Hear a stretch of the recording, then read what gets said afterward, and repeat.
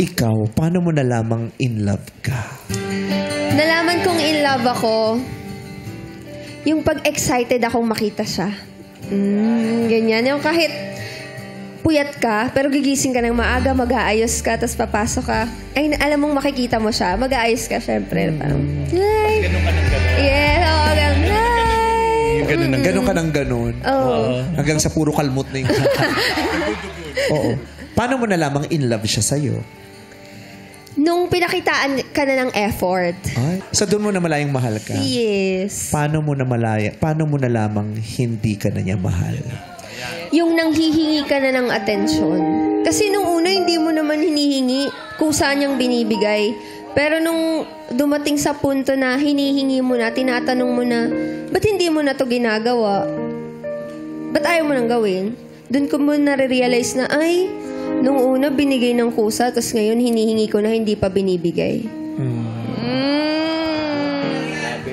Yeah. Paano mo nasabing, ay, tapos na to? Kasi, ang dami mo nang nabigay na pagkakataon, pero dumating pa rin sa punto na may ginawa pa rin siya para masaktan ka. Kahit tinanggap mo na yung mga dating pagkakamali, tas inulit pa rin yung bagay na makakasakit sa'yo. Parang, sinasadya na ba to o hindi mo lang talaga ako mahal?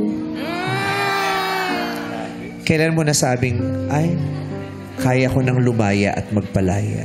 Kasi minsan, di ba, alam mong tapos na pero ayaw mong maging malaya, di ba? Di ba? Alam mo yung sa sarili mo kung ano yung dapat mong ginawa, yung tama. Pero minsan yung tama ayaw mo eh, kasi hindi yun ang masarap sa pakiramdam. Pero kailan mo nasabing, palalayain ko na yung sarili ko at palalayain ko na rin siya? O hindi mo pa rin alam hanggang Hindi ngayon? ko masabi yung makakalaya, pero dumating ako dun sa puntong bibitaw ako kasi hindi ko deserve na paulit-ulit kang sasaktan. Yun.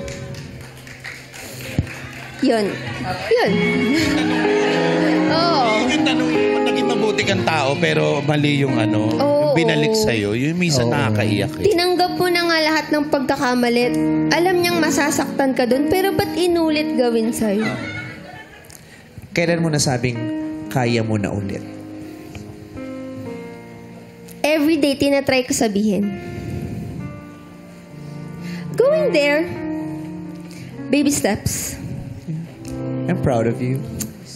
Yeah. My baby. Natin si Jackie. Hug mo si Jackie. Abigail. Huwag mo naman ako. Ako na nga sumagot ng tanong sa'yo eh. Dapat siya ikaw i-interview na, Abigail. Napunta kay Jackie. Tamo, grabe. Iyak si Jackie. Oh, Jackie. Pero laban. Laban, Jackie, Laban sa no? buhay. Baby steps. Oh, baby steps. You don't force it. Yes. Diba? Every day, just wake up and hope. Yeah. Dadating tayo dyan. Salamat, Jackie, sa pag-share mo ng love story. Thank you, Jackie. Bakit ako? Hindi, kasi bihira yung ganyan eh. Kayang ilabas yan, ganyan nararamdaman, di ba? Kaya, after mo kausapin namin, ikaw naman ang susunod. Yes. Sige nga, Ate Kim. Paano ka ba nagmahal? Paano mo nalaman ng mahal? Hanggang doon na lang kay Jackie. Sa ibang episode Hindi na niya lang. po kung sagutin. Bakit? Sa ibang segment. Sige, Ate Kim, sa ibang segment ka. Bultuhan. Ito si Kuya Bong bultuhan.